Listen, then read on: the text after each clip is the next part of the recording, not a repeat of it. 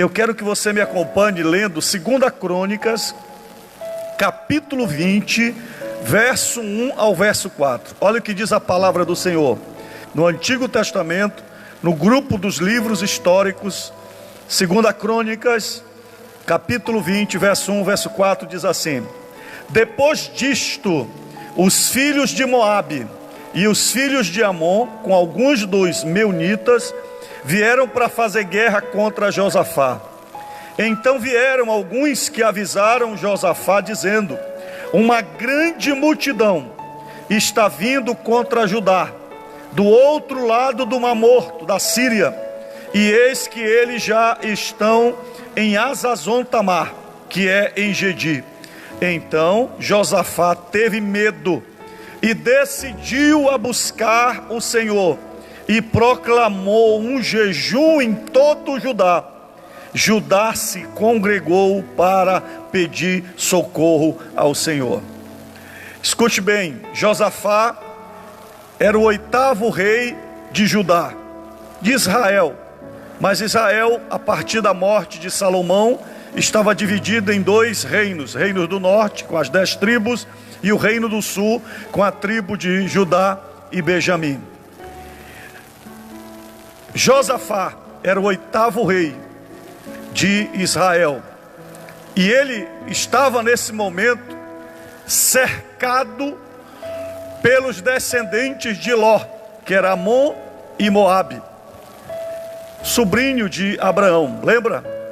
E aqui a palavra de Deus diz que a descendência se tornaram inimigos, e eles, neste exato momento, formaram-se numa coligação para destruir Israel. Amon e Moabe, descendentes de Ló, e os da montanha de Seir eram filhos de Esaú, descendente de Esaú, irmão de Jacó. Diz a palavra de Deus que esta multidão era tão grande que foram avisar Josafá e disseram: uma grande multidão vem contra você. Josafá teve medo porque a invasão era iminente, o exército era muito grande, e ele não tinha mais tempo para formar um exército e lutar contra aquela grande multidão que vinha contra ele. Essa situação de Josafá é semelhante à nossa. Quando é que nós pedimos socorro a Deus? Quando o nosso problema é iminente, quando nós enfrentamos algo que é acima da nossa capacidade e nós não temos quem nos socorra. E diz a palavra de Deus que Josafá teve medo. Talvez seja a tua reação diante de tudo que está acontecendo no Brasil. Josafá ficou apavorado, mas ele, diz a Bíblia, verso de número 3, decidiu buscar o Senhor e proclamou um jejum em todo o Judá, e Judá se congregou para pedir socorro ao Senhor. Quando o nosso problema não tem solução, quando nós não temos saída e parece que estamos no beco sem saída, nossa esperança deve ser unicamente ao Senhor. E é por isso que nós estamos nessa campanha de oração, dos 40 dias de oração, para buscar o socorro de Deus, o SOS de Deus. O nosso Deus, Ele sabe quando começou essa praga, e Ele sabe quando ela vai terminar, porque Deus não é pego desprevenido. O presidente da República, todo o Brasil, os governadores e prefeitos foram pegos desprevenidos, mas o nosso Deus não. Ele sabe, Ele está no controle, Ele está no comando. Agora, é importante aqui em primeiro lugar, nós aprendemos com Josafá como foi que ele pediu socorro a Deus. E eu queria que você escutasse a palavra de Deus e você aprendesse alguns detalhes com Josafá, como foi que ele pediu socorro a Deus. Em primeiro lugar, ele promoveu a unidade do povo para buscar a presença de Deus. 2 Crônicas, leia comigo, verso 20 e o verso 4 diz assim: Judá se congregou para pedir socorro ao Senhor. Isto é, toda a tribo de Judá veio para buscar a presença de Deus. E diz o texto, de todas as cidades de Judá veio gente para buscar o Senhor. Então, neste momento, é um momento para nós clamarmos a Deus. O nosso presidente convocou o dia ontem nacional de oração, de jejum e oração. E eu vi alguns crentes criticando a atitude do presidente. Eu vi hoje um comentário vindo para cá, até me mostrou um comentário de um pastor, que em vez de ter se juntado para buscar a presença de Deus, ele disse, eu não vi choro, eu só vi gente se exibindo, porque os irmãos estavam orando na rua. Queridos, a oração e o jejum é feito para Deus, não é para mim não. Você não tem que gostar da oração e do jejum do irmão. Quem deve avaliar é Deus. Você deve orar e jejuar para Deus. Deus está olhando para o nosso coração. É o momento da criança, do adolescente, dos jovens, do pastor. Todos nós clamarmos e buscarmos a presença do Senhor. Segundo lugar, exalte a soberania de Deus. Capítulo 20, verso de número 6, diz o texto, Josafá disse, ó Senhor, Deus de nossos pais, não és tu, Deus dos céus, não és tu que dominas sobre todos os reinos dos povos, na tua mão está a força e o poder, e não há quem possa te resistir. Geralmente, quando nós começamos a nossa oração, nós temos o hábito de começar pedindo, nós temos o hábito de começar pedindo perdão a Deus. Mas sabe uma coisa que eu aprendo aqui com Josafá? Ele não começa falando do problema, ele não começa a falar da multidão que vinha contra ele, mas Josafá começa a sua oração exaltando a soberania de Deus. Ele diz, Senhor, tu és o Deus dos céus, tu dominas sobre todos os reinos dos povos, na tua mão está a força e o poder. Vamos declarar isso para Deus?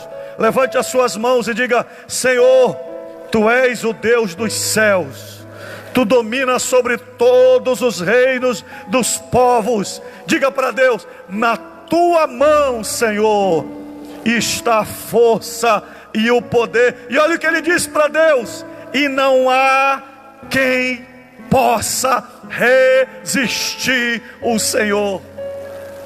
Terceiro detalhe na oração de Josafá, quando ele pede socorro a Deus, ele reivindica as promessas de Deus. Quando nós oramos e jejuamos, nós devemos orar com objetividade. E quando nós nos prostramos diante de Deus, nós temos que orar com fé. E olha o que Josafá faz no capítulo 20, versos 7 a 9. Ele diz assim, ó nosso Deus, acaso não expulsastes os moradores desta terra de diante do povo de Israel, e não adeste para sempre a posteridade de Abraão, teu amigo? Então, o que é que Josafá reivindica diante de Deus? Senhor, esta terra aqui o Senhor deu para nós, o Senhor deu para o teu amigo Abraão. Então nós não queremos sair daqui, Moabe não vai nos tirar daqui, Amon não vai nos tirar daqui, porque esta terra é nossa. E quando Josafá ora e está jejuando com o povo de Judá, ele está reivindicando a promessa de Deus. A Bíblia diz em Atos 16, 31, crê no Senhor Jesus e será salvo tu e a tua casa. Quando você ora e jejua, e você reivindica uma promessa de Deus, você está reivindicando algo legítimo na presença do Senhor. A segunda promessa que Josafá reivindica a Deus, está no verso 8. Ele diz, eles têm morado nela, e nela edificaram um santuário ao teu nome, dizendo, verso 9, se algum mal nos sobrevier, espada, juízo, peste ou fome, nós nos apresentaremos diante deste templo e diante de ti, pois o teu nome está neste templo, e clamaremos a ti na nossa angústia, e tu nos ouvirás e livrarás. Qual é a promessa que Josafá está reivindicando?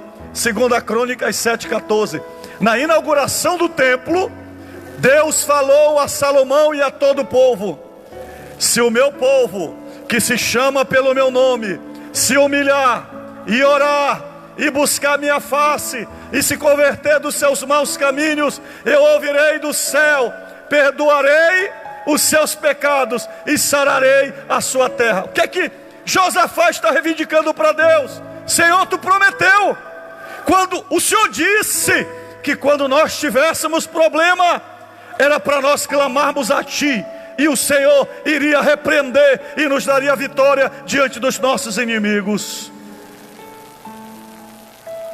Por que estamos orando e jejuando? No meio de tantas mensagens, desse período de oração e jejum, eu recebo muitas mensagens no WhatsApp, de elogio, de encorajamento, mas a gente recebe muita pedrada. Eu recebi uma de alguém que escreveu para mim dizendo: pastor, o senhor quer aparecer? Agora o senhor está orando e jejuando com a igreja, quer dizer que se o senhor não pegar o coronavírus, se o senhor não morrer, o senhor vai dizer que foi Deus que lhe guardou. Eu respondi para eles: meu amigo, morrendo ou vivendo, eu acredito na promessa de Deus, e é por isso que eu estou clamando ao Senhor, e não me interessa o que é que tu acha, eu estou reivindicando a promessa diante de Deus. Jesus disse: se pedirdes alguma coisa em meu nome, meu Pai o fará, para que o nome dele seja glorificado. Quem crê na promessa de Deus, levante as suas mãos. Quarto lugar, o que é que nós aprendemos com a oração de Josafá? Ele clamou pela justiça de Deus. 2 Crônicas, capítulo 20, verso 10 a 12. Eu não tinha percebido esse detalhe quando eu via a oração de Josafá.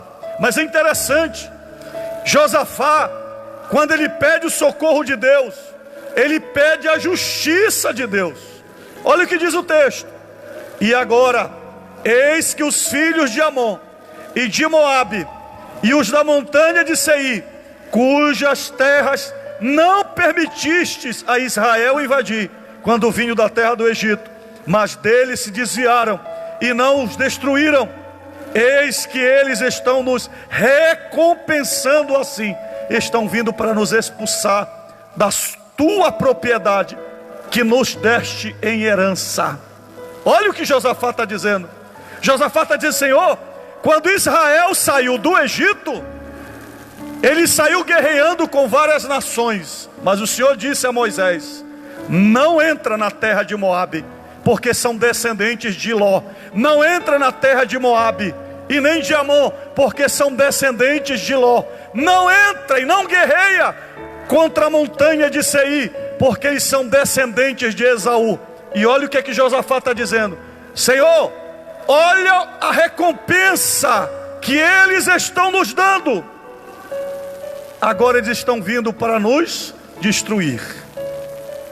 E olha o que é que Josafá diz ao Senhor: eis que eles, verso 11, estão nos recompensando assim, estão vindo para nos expulsar da tua propriedade. Olha como Josafá é sábio. Josafá não diz que a propriedade é dele. De quem é a propriedade? De Deus. Quem é o dono da terra de Israel? É Deus. Ele diz: Senhor, eles querem nos expulsar da tua propriedade, que nos deste herança. Aí ele diz: ó nosso Deus, acaso não executarás o teu juízo contra eles? Sabe, queridos, no meio de toda esta crise, eu vou falar algo aqui tremendo para vocês. No meio de toda esta crise, Deus vai executar o seu juízo. Nós oramos e jejuamos diante da presença de Deus, porque eu prefiro cair na mão de Deus, na justiça de Deus, do que ficar na mão de qualquer Zé Mané por aí, que quer se aproveitar da nossa fé, ou da nossa ingenuidade, ou da nossa ignorância. A gente ouve tanto boato por aí. A gente ouve dizer que a direita quer ganhar voto no meio dessa polêmica. A gente ouve dizer que a esquerda quer derrubar o governo e está usando o coronavírus. E aí o centrão está lá, tirando proveito da esquerda e da direita, para assumir o governo como primeiro-ministro. Aí o povo está sofrendo, as crianças estão sofrendo, Agora eu vou dizer uma coisa para a igreja, para vocês, nós pastores, irmãos, você que me escuta. Neste momento, na presença de Deus, nós não temos que ser de direita, nem de esquerda, nem do centro. Nós temos que ser de Deus. Nós temos que orar a Deus. A nossa confiança não está no Congresso, não está no presidente Bolsonaro. A nossa confiança é o Senhor. E sabe qual é a minha oração? Eu estou dizendo: Senhor, executa a tua justiça. Olha o que os filhos de Moabe querem fazer com a gente. Fosse o pastor Firmino, diria: olha o que os filhos do encardido querem fazer com a gente. Eu não sei o que o pessoal está decidindo, para onde é que vai toda essa dinheirama da saúde, se vai realmente para construir hospital. Porque não tinha hospital para câncer, não tinha hospital para tratar de dengue, mas de repente apareceu hospital para tudo quanto é lado. Quando acabar o coronavírus, para onde vão esses hospitais? Vão tratar os outros doentes? A nossa oração tem que dizer: Senhor, executa a tua justiça. E eu vou dizer uma coisa: aqueles que de alguma forma querem tirar proveito dessa situação e estão atrapalhando o pobre, a viúva, o órfão, e está fazendo o povo sofrer, a nossa oração é: Senhor, ó nosso Deus, acaso não executarás o teu juízo contra eles? Quinto lugar, o que é que eu aprendo com a oração de Josafá? Reconheça humildemente a incapacidade diante do Senhor. Eu vou repetir novamente: reconheça humildemente a tua incapacidade diante do Senhor. Segunda Crônicas, nós estamos lendo o capítulo 20. Olha o que diz o verso 12, oração de Josafá. Ele diz assim: porque em nós não há força para resistir, e essa grande multidão que vem contra nós. Sabe, querido, você admitir a tua força pequena não significa que você é fraco. Reconhecer que você não tem capacidade não é você admitir fracasso. É só você olhar para Deus e dizer: Senhor, eu não tenho, eu não posso, eu não tenho condições. Mas aí vem a sexta coisa importante na oração de Josafá: confie no poder de Deus. Olha o que diz o verso 12, a parte B: não sabemos o que fazer. É por isso que nós estamos escondidos nos nossos lares, isolamento social. Devemos obedecer todas as recomendações do governo federal, obedecer as recomendações do Ministério da Saúde. Pode limpar-se com álcool gel, use máscara, que a recomendação a partir de agora é usar máscara. Mas sabe de uma coisa, irmãos?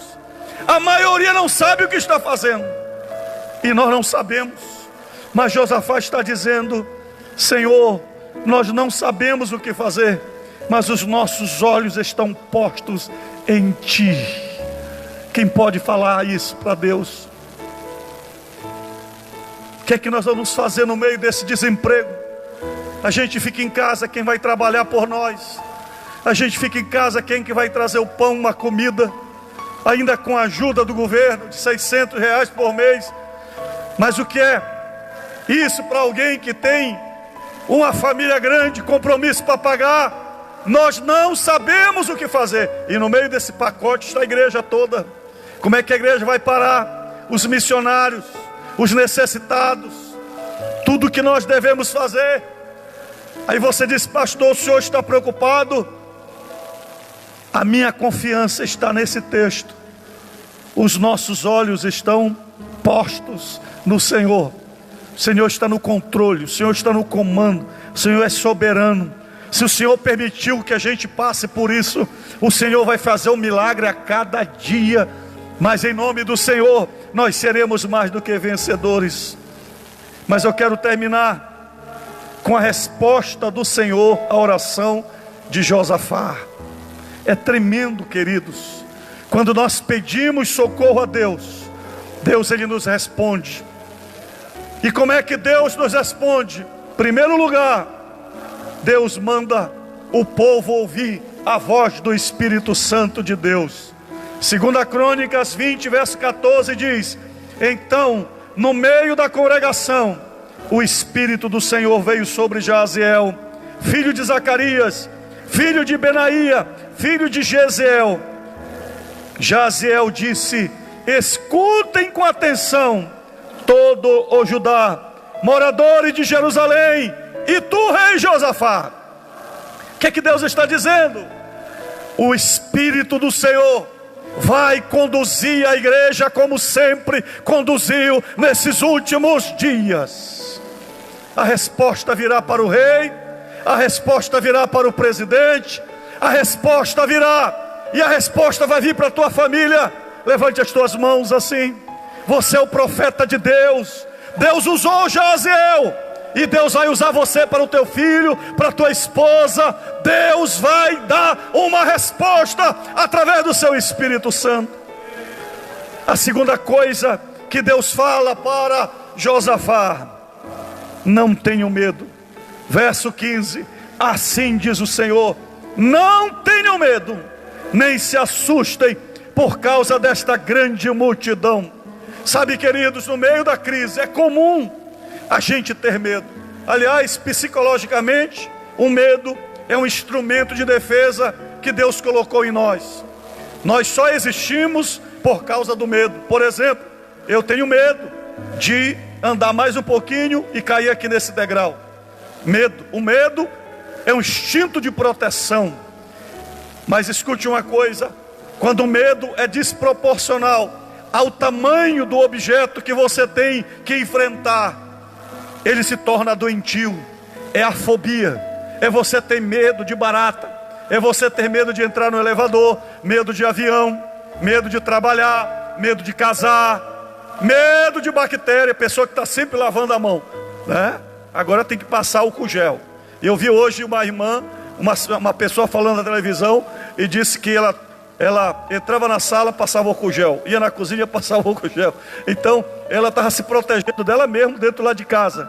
Então a fobia, o medo, a insegurança não faz parte da vida do crente, porque nós temos não só o álcool gel, nós temos o poder do Senhor na nossa vida. E Ele está dizendo: não tenham medo, nem se assustem por causa desta praga, porque Deus tem uma promessa na tua vida. Levante as mãos e adore o nome do Senhor.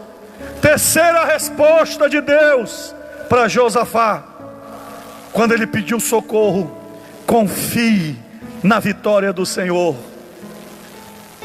O que Deus fala para Josafá no verso 15? Pois esta batalha não é de vocês, mas de Deus. Neste encontro vocês não precisarão lutar. Tomem posição, fiquem parados e vejam a salvação que o Senhor Deus lhes dará, ó Judá e Jerusalém. Sabe, queridos, eu quero profetizar que nesse período de crise você verá os maiores milagres de Deus na tua vida. Quem nunca viu anjo vai ver, quem nunca viu pão multiplicar vai ver, quem nunca viu água brotar da rocha vai ver, porque Deus vai cuidar de ti, Deus vai lutar por você, Deus vai suprir as tuas necessidades. Quem acredita nisso, levante as mãos e adore o nome do Senhor. Sabe, queridos, só existe milagre quando Deus precisa entrar em cena para fazer o que você não pode fazer. A gente só conhece os milagres no deserto dos 40 anos de Israel, porque eles estavam no deserto e eles atravessaram o mar vermelho porque não tinha ponte para atravessar. Então Deus abriu o mar, nunca mais o mar se abriu, nunca mais o Jordão se abriu, nunca mais eles comeram maná do céu porque não houve necessidade. Mas nessa época de crise, vai passar a crise, e a gente vai ver os milagres que Deus vai prover e que Deus vai realizar na minha vida e na sua vida. Quarto lugar, assuma a missão na batalha. Eu acho interessante o que Deus fala no verso 16. Olha o que diz o texto: amanhã, verso 16, amanhã vocês irão ao encontro deles. Ué, mas não tinha que batalhar? Não é Deus que vai batalhar? Deus disse: eu vou lutar por vocês. Mas Deus não faz o que você tem que fazer. Por exemplo, Deus não vai lavar a mão dele com álcool gel. Quem é que tem que lavar? Ah, pastor, Deus vai lutar por mim, então não vou usar máscara. Você tem que fazer a sua parte. Tem gente que diz assim: Deus vai me sustentar, mas o cara não quer nem procurar emprego, ele não quer estudar. Um dia eu conversei com um aqui na igreja: pastor, eu tenho um sonho de ser promotor de justiça. Aí eu perguntei: você já está fazendo cursinho? Ele disse: não, pastor, ainda nem terminei o 2º grau. Eu disse: vai criar vergonha, cara. Se você tem uma promessa, se você tem algo que Deus prometeu e disse que vai fazer por você, vai lutar por você, mas a tua parte você vai fazer. Pode olhar na Bíblia, não tem um milagre de Deus que Deus não pegou e deu uma missão para alguém fazer, e Deus faz através de nós. Eu até brinquei ontem aqui com alguém. Nós temos aqui um feijão que nós compramos para atender muita gente, o feijão Bandinha, ele vem todo quebrado. E alguém ligou para cá e disse: pastor, tem alguém passando fome. E tem comida aqui? Tem. Aliás, eu quero falar para você, nessa crise, nós prometemos que na igreja ninguém vai passar fome. Nós vamos ajudar. Mas escute bem, Jesus só multiplicou os 5 pães e 2 peixes. Só tinha pão e peixe. Ele não colocou filé não, ele multiplicou o que tinha. Então ele vai multiplicar farinha, ele vai multiplicar o que você come.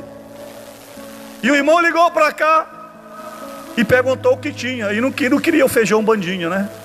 Aí o Joaquim, eu disse: o Joaquim ligou para mim e disse: pastor, eu perguntei: Joaquim, o que é que tem aí? É o que toma conta aqui da dispensa da igreja. O que é que tem aí? Ele disse: pastor, não tem nada. Aí depois ele disse: mas tem um feijão Bandinha. Eu disse: Joaquim, muda a tua linguagem. A partir de hoje não diga que não tem nada. Quando eu perguntar, primeiro você diz o que tem, porque Deus vai multiplicar o que tem. A minha mãe me criou na prova. Ela fazia uma farofa de tripa de galinha. Você já comeu farofa de tripa de galinha? Minha mãe aproveitava o bico da galinha, a moela da galinha, o pé da galinha, a asa da galinha. E quando não tinha nada, ela limpava a galinha, a moela da galinha, limpava a tripa. Ah, a gente sabe aqui o pastor. E fazia aquela tripa crocante, e fazia uma farofinha gostosa. E eu quero dizer para você, em nome do Senhor Jesus, Deus está dizendo: amanhã vocês irão ao encontro deles, e eis que eles virão pela ladeira de Ziz, e vocês os encontrarão no fim do vale, em frente do deserto de Jeruel. Olha, Deus dá todo o mapa. Senhor, a multidão é grande. Senhor, eles são quase que invencíveis. Deus não poderia ter dado uma missão mais simples para eles. Deus poderia ter dito: fiquem em casa, trancados, fiquem com medos, que eu vou resolver essa parada sozinha. Parece que Deus complica a vida da gente. Se Deus disse que vai lutar, se Deus disse que vai derrotar, para que eu tenho que fazer alguma coisa? Mas eu vou profetizar para você: Deus, Ele potencializa o pouquinho que nós temos para fazer o milagre e realizar a bênção. 5º lugar, como nós devemos agir diante do socorro de Deus? Adore ao Senhor. Se você ler 2 Crônicas 20, verso 18, diz o texto: então Josafá se prostrou com o rosto em terra, e todo Judá e os moradores de Jerusalém também se prostraram diante do Senhor e o adoraram. Verso 19: os levitas dos filhos dos coatitas e dos coraitas se levantaram para louvar o Senhor, Deus de Israel, em voz bem alta. E eu vou finalizar por aqui, mas eu preciso concluir que eles fizeram tudo o que Deus mandou. No dia seguinte, Josafá colocou os levitas na frente, os homens armados atrás, e eles foram adorando a Deus. Quando eles chegaram no lugar indicado por Deus, eles já encontraram o exército de Amon e de Moabe e da montanha de Seir, todos mortos no chão, porque Deus colocou emboscada. Diz o texto: o Senhor colocou emboscadas. Deus trabalhou. Enquanto eles saíram de Israel e marchavam em direção ao local indicado por Deus. Enquanto eles caminhavam, Deus estava trabalhando lá do outro lado, e eles se voltaram um contra o outro. A briga que deveria ser contra Israel se voltou contra eles mesmos, e eles foram destruídos. Sabe o que diz a Bíblia? Que Israel, quando chegou lá, passou 3 dias recolhendo os despojos, ouro, prata, tudo que eles tinham. E no 4º dia, Israel se juntou no vale, que é o chamado Vale de Beraca, ou Vale de Bênçãos, e eles agradeceram a Deus pela vitória. Escute uma coisa: Deus vai usar esta crise para nos tornar mais fortes e mais poderosos. Deus vai usar esta crise. Sabe, queridos, nós viveremos o período de maior avivamento da igreja. Nos lares, vidas vão se converter, filhos voltarão a Deus. Quem não ora já está jejuando, quem não orava já está orando, e a glória do Senhor será em cada casa. E quando terminar esta crise, o Brasil todo descobrirá que só o Senhor é Deus. E você que está aí na sua casa, em nome do Senhor, vamos orar juntos e vamos adorar o nome do Senhor. E eu quero orar por você. Em seguida, nós vamos cantar mais um hino para finalizar, um hino de vitória, um hino para confundir os inimigos, um hino que Deus vai colocar emboscada naqueles que lutam contra nós. Quem aqui quer pedir o socorro de Deus? Levante as suas mãos. Aí na sua casa, eu queria que você colocasse a mão no seu coração e você fizesse a sua oração a Deus. Ore a Deus agora, clame ao Senhor Jesus agora, pelo milagre e pela vitória. Exalte a soberania de Deus, declare a sua fé no Senhor, peça a justiça de Deus, reconheça a sua humildade, mas diga: Senhor, Tu és poderoso. E se você está voltando para Deus, se você está entregando a vida a Jesus, se você está aceitando a Jesus como Senhor e Salvador da sua vida, se você estava distante de Deus, se falta paz no teu coração, se hoje você reconhece como Josafá, que você não tem nada e não pode nada, mas se você quer colocar os teus olhos no Senhor, ora comigo agora onde você está e entrega o teu coração ao Senhor. Pai, pelo poder do Teu nome, eu Te apresento, Senhor, todos os Teus filhos que estão aqui nesta noite, e eu oro por aqueles que estão me acompanhando pela internet, pelo Facebook, pelo YouTube. Senhor, a Tua palavra que está indo em vários lares, está indo distante, Senhor, mas eu quero Te pedir, meu Pai, no meio desta crise, fala conosco, manda o Teu Espírito. Queremos ouvir a Tua voz, nós queremos reivindicar a Tua providência, queremos pedir o Teu milagre, mas mais do que isso, Senhor, nós queremos nos arrepender dos nossos pecados, dos nossos erros, das nossas faltas. Nós voltamos para Ti, Senhor, com o coração quebrantado, e queremos declarar que só Tu és Deus, só o Senhor é Deus. Oramos pelo Teu Filho, Senhor, que no meio desta crise, que no meio desta provação, Senhor, seus olhos sejam abertos para ver o Teu milagre, Senhor. Nos dá força para Te adorar, nos dá força para cantar, mesmo antes de ver o milagre. Nós queremos Te adorar, Senhor, de todo o nosso coração. Recebe o nosso louvor, Senhor. Eu oro pelo Teu Filho que está em casa, aqueles que estão doentes, Senhor, repreende o mal agora, toda a doença, toda a enfermidade, e nós declaramos a vitória na vida do Teu Filho, em nome de Jesus. Amém, Senhor.